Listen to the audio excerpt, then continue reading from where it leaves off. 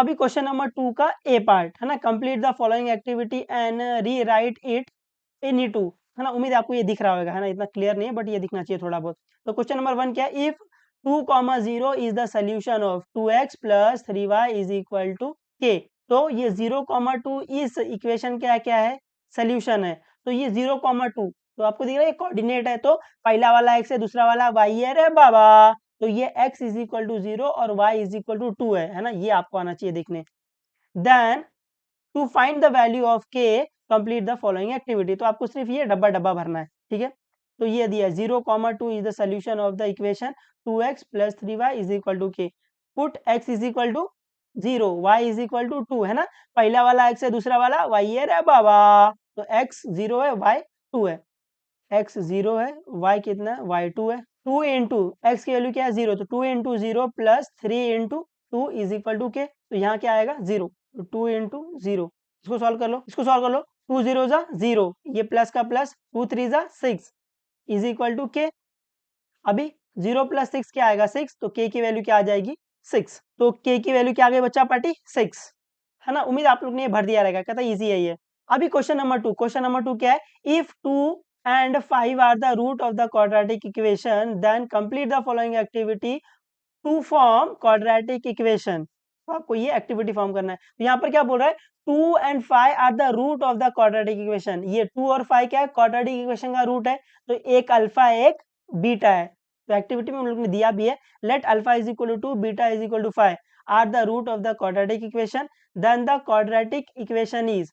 तो ये आपको पता है फॉर्मेट है क्वाड्रेटिक इक्वेशन को फॉर्म करने के लिए, x square minus alpha plus beta, है ना, sum of the root plus product of the root alpha into beta.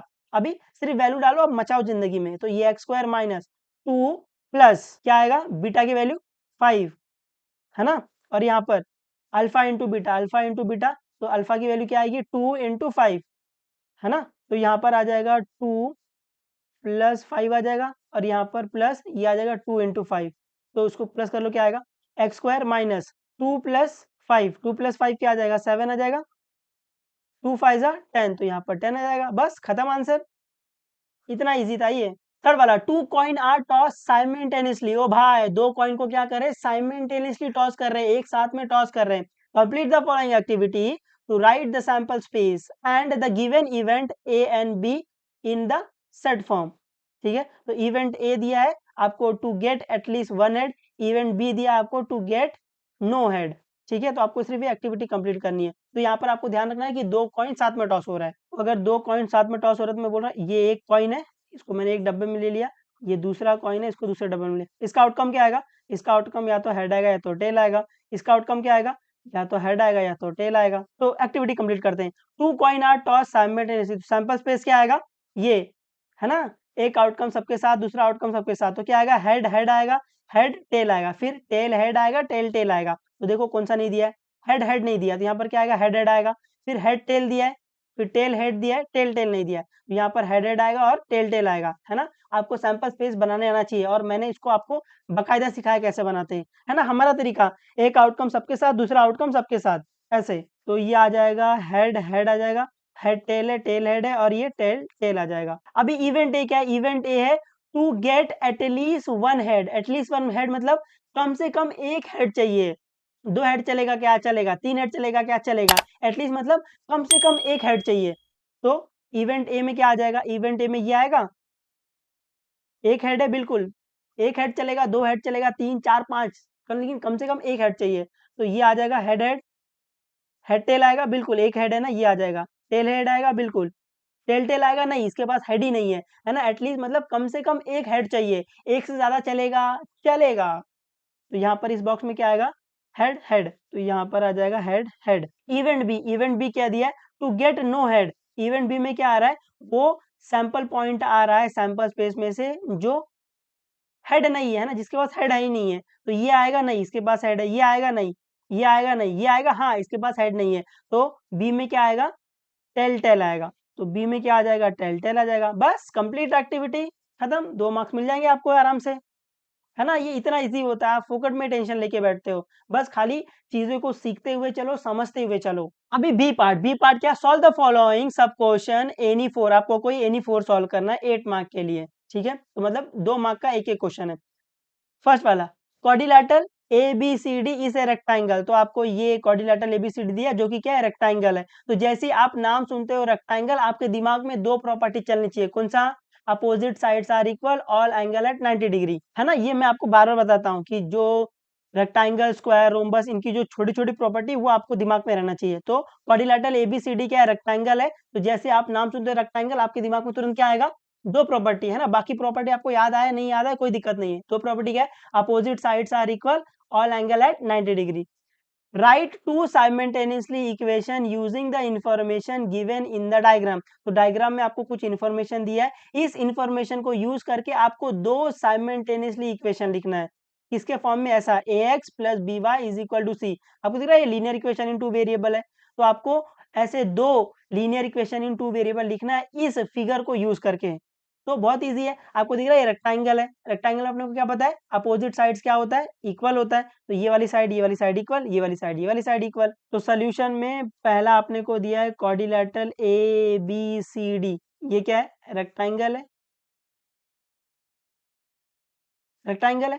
तो अगर ये रेक्टेंगल है तो अपने को इसकी प्रॉपर्टी क्या पता है कि अपोजिट साइड इक्वल, अगर मैं बोल सकता हूँ AB is equal to DC, है ना, ये मैं पहला बोल सकता हूँ। फिर मैं और क्या बोल सकता हूँ, और मैं ये बोल सकता हूँ AD is equal to BC, है ना।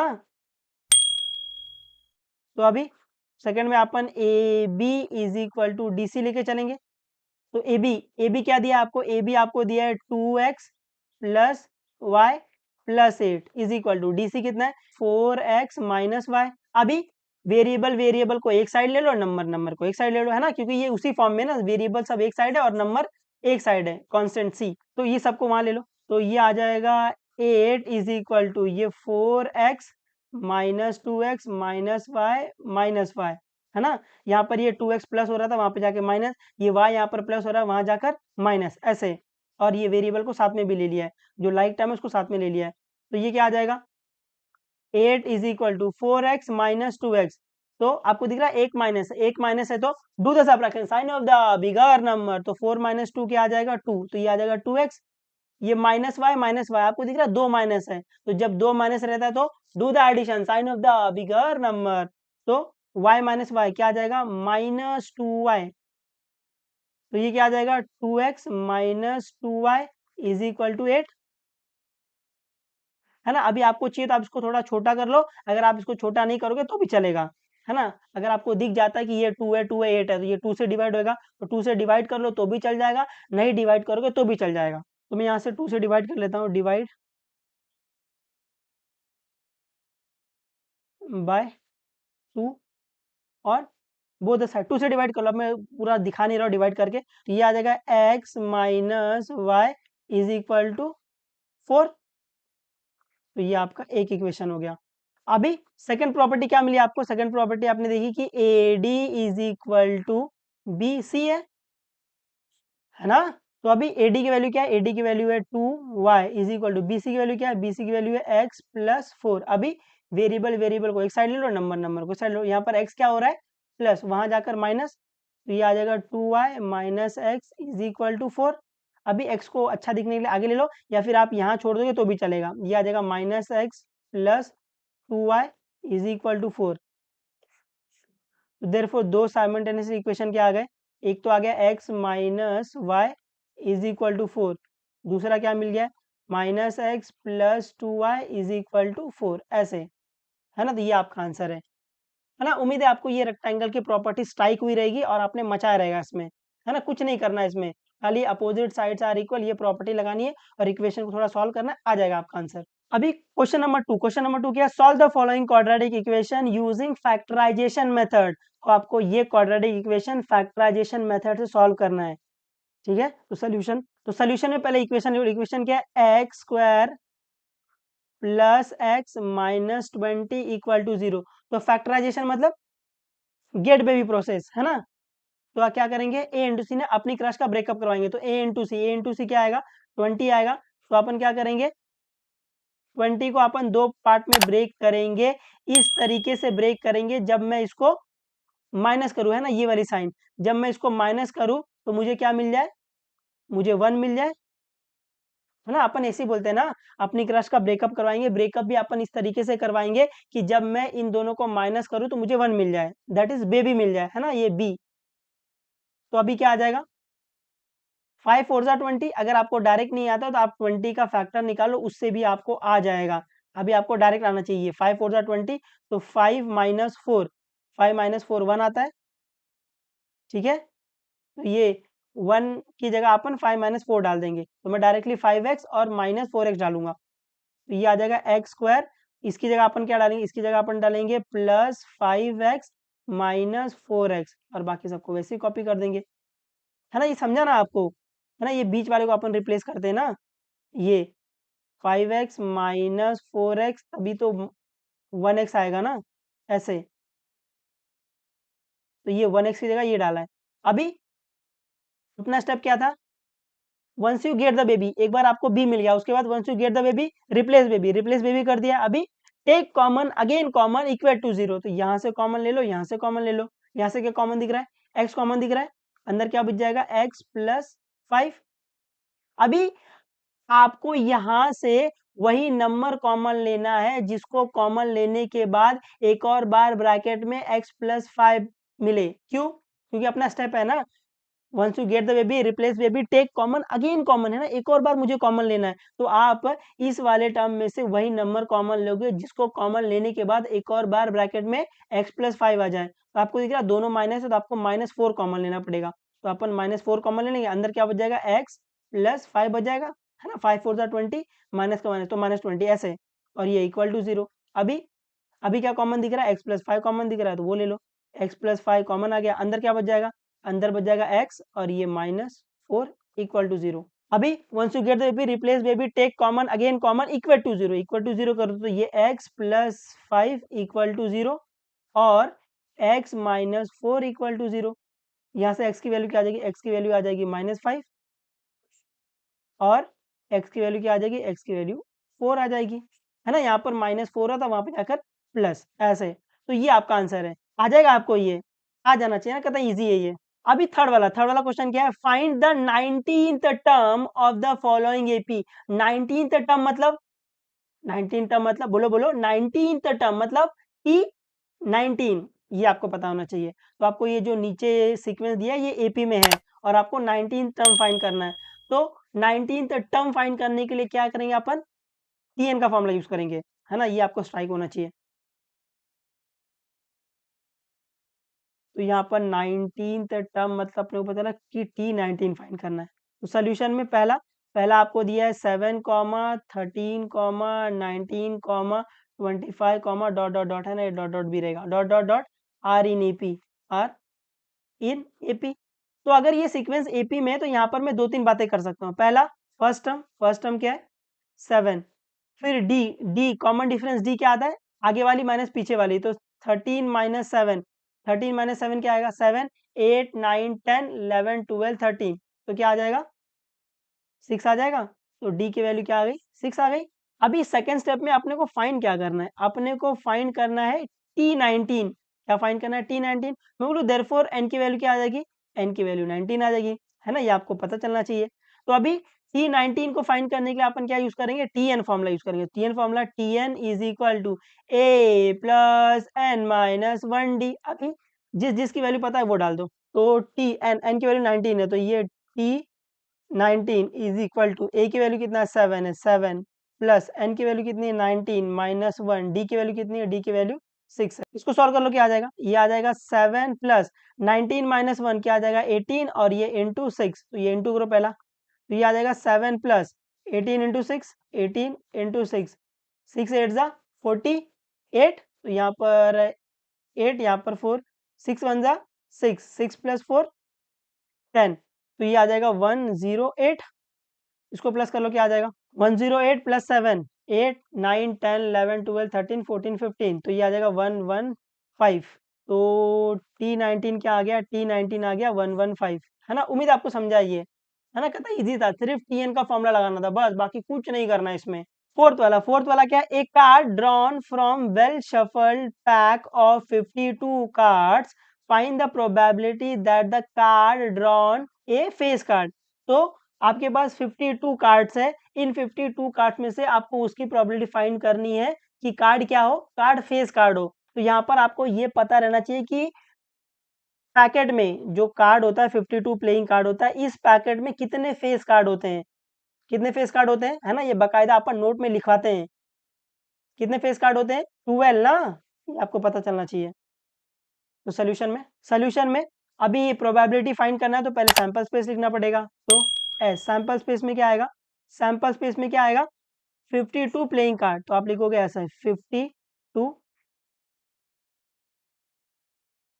प्लेइंग कार्ड, है ना? इतना लिख देना बस है, आप पूरा का पूरा 52 कार्ड इधर बनाने मत लग जाना, ठीक है? इतना बहुत है। तो अगर एस 52 कार्ड्स है तो एन ऑफ एस में क्या आ जाएगा? एन ऑफ एस में 52 आ जाएगा। फिर अपने को प्रोबेबिलिटी क्या फाइंड करनी है? The card drawn is face card, तो अभी अपन इवेंट ले लेंगे, तो इसको फर्स्ट मान लो, सेकंड में अपन ले लेंगे इवेंट ए। तो इवेंट ए में क्या लेंगे? इवेंट ए में अपन लेंगे card drawn is face card, क्या लेंगे? Card drawn drawn is a face card, face card, है ना? तो अपने को पता है कि पूरे पैकेट में कितने फेस कार्ड होते हैं? 12 होते हैं। तो number of element in A क्या आ जाएगा? N of A, n of A 12 आ जाएगा। जैसे आपको एन ऑफ ए मिल गया, अपन प्रोबेबिलिटी ऑफ ए फाइंड कर सकते हैं, बिल्कुल। तो प्रोबेबिलिटी ऑफ ए का फॉर्मूला क्या है? Number of element in A upon number of element in S. बढ़िया, यहाँ से अपन बोल सकते हैं देयरफॉर प्रोबेबिलिटी ऑफ ए क्या आ जाएगा? Number of element in A upon number of element in S. इसको ब्रैकेट में रख लो। अभी जिसकी वैल्यू पता है वो डाल दो, तो ये आ जाएगा probability of A is equal to number of element in A कितना है?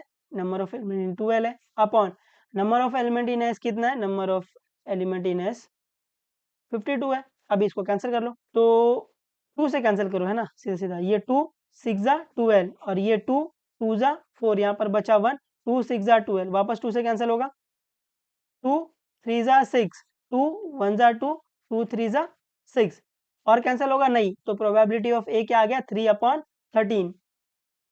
तो प्रोबेबिलिटी ऑफ ए ये क्या आ गया? 3 अपॉन 13, और अपने इसको ऐसा ब्रैकेट में रख लेंगे। उम्मीद आपको समझा ये, किया रहेगा आपने, है ना? उम्मीद मैं आपको ये थोड़ा बहुत समझा पा रहा हूँ। जो लोग नेक्स्ट ईयर के लिए इसको देख रहे हैं, तो इस तरीके से फॉर्मेट होता है, कुछ इस तरीके से लिखना होता है इसको। अभी फिफ्थ वाला क्वेश्चन क्या है? The following table show classification of number of worker and the number of hours they work in a software company, prepare the less than upper limit type cumulative frequency distribution table. तो यहाँ पर आपको basically cumulative frequency table बनाना है ना, एक next box बना के उसमें आप पे क्यूमुलेटिव फ्रीक्वेंसी फाइंड करना है। बट यहाँ पर देखो एक नाम दिया है, less than upper limit type cumulative frequency, है ना? तो इसको पढ़ के कंफ्यूज मत होना, क्योंकि देखो अगर आपको 9th में याद रहेगा तो आपने 9th में क्यूमुलेटिव फ्रीक्वेंसी 2 टाइप से निकाली थी, एक तो लेस देन टाइप से निकाली थी, एक तो मोर देन टाइप से निकाली थी। लेकिन 10th में आपको सिर्फ लेस देन टाइप है ना? तो आपको टेंशन लेने की जरूरत नहीं, क्योंकि आप 10th में मोर देन टाइप नहीं पढ़ते, तो वो आपको मोर देन टाइप से क्यूमुलेटिव फ्रीक्वेंसी निकालने को बोलेगा ही नहीं कभी, क्योंकि वो पोर्शन के बाहर तो जाएगा नहीं कभी। तो आप इसको अगर इग्नोर भी कर दिए होते, less than upper limit type, इसको अगर आप इग्नोर भी कर दिए होते, आप सिर्फ इतना समझते कि क्यूमुलेटिव फ्रीक्वेंसी फाइंड करना है, तो भी आपका काम हो गया होता, है ना? मैं मानता हूँ कुछ लोग जो ये पहली बार पढ़ रहे होंगे वो पागल हो गए रहेंगे, क्योंकि 10th में वो 2 कॉन्सेप्ट नहीं रहता है, इसीलिए हम सीधा उसको क्यूमुलेटिव फ्रीक्वेंसी बोलते हैं, और ब्रैकेट में लिखते भी है लेस देन टाइप, लेकिन वो ध्यान नहीं देते आप लोग, ठीक है? बट फिर भी मैं उम्मीद करता हूँ आप लोग ने ये थोड़ा अपना दिमाग लगाया रहेगा, और यहाँ पे एक क्यूमुलेटिव फ्रीक्वेंसी का एक और टेबल बनाया रहेगा, ठीक है? तो आपको नंबर ऑफ आवर्स डेली क्या दिया? ये 8 टू 10, 10 टू 12, 12 टू 14, 14 टू 16, और नंबर ऑफ वर्कर आपको दिया 150, 500, 300 और 50। तो सोल्यूशन में ये 2 कॉलम तो आपको पहले से दिया था, आपको एक तीसरा कॉलम बनाना है, cumulative frequency less than type. अगर आप ये नहीं लिखते तो भी चलता, आप सिर्फ क्यूमुलेटिव फ्रीक्वेंसी लिख दोगे तो भी चल जाएगा। तो इसको कैसे निकालते हैं? पहला नंबर कॉपी पेस्ट ज़िगज़ैग में ऐड करेंगे, है ना? पहला नंबर कॉपी पेस्ट या फिर पहली फ्रीक्वेंसी कॉपी पेस्ट ज़िगज़ैग में ऐड करेंगे, ऐसे। तो ये 150 को ऐसे कॉपी कर देंगे, उसके बाद ज़िगज़ैग में ऐसे इसको ऐड करेंगे, इसको यहाँ लिखेंगे ऐसे। तो 150 प्लस 500 क्या आ जाएगा 650। वापस जिगजैग में ऐड करना है, फिर यहाँ पर क्या आएगा 650 प्लस 300 क्या आ जाएगा 950 आ जाएगा। फिर अभी 950 प्लस 50 क्या आ जाएगा 1000। ऐसे बस आपको इतना ही करना था, आपको वो 2 मार्क्स आराम से दे देते। बस खाली आप वहाँ पे कंफ्यूज नहीं हुए रहेंगे तो बढ़िया रहेगा कि लेस देन टाइप क्या है, अलग से कुछ पूछ लिया है ना? उम्मीद आपने ऐसे किया तो रहेगा ना, क्युमुलेटिव फ्रीक्वेंसी सुन के इतना तो दिमाग में आया रहेगा कि क्युमुलेटिव फ्रीक्वेंसी निकालना है। क्युमुलेटिव फ्रीक्वेंसी कैसे निकालते हैं? पहला नंबर कॉपी पेस्ट ज़िग-ज़ैग में ऐड करेंगे, है ना? ऐसे, ऐसे, ऐसे, ऐसे, ऐसे, ऐसे, ठीक है? उम्मीद आपको समझा ये थोड़ा बहुत, आ जाएगा आपको ये करने, आ जाना चाहिए, ठीक है?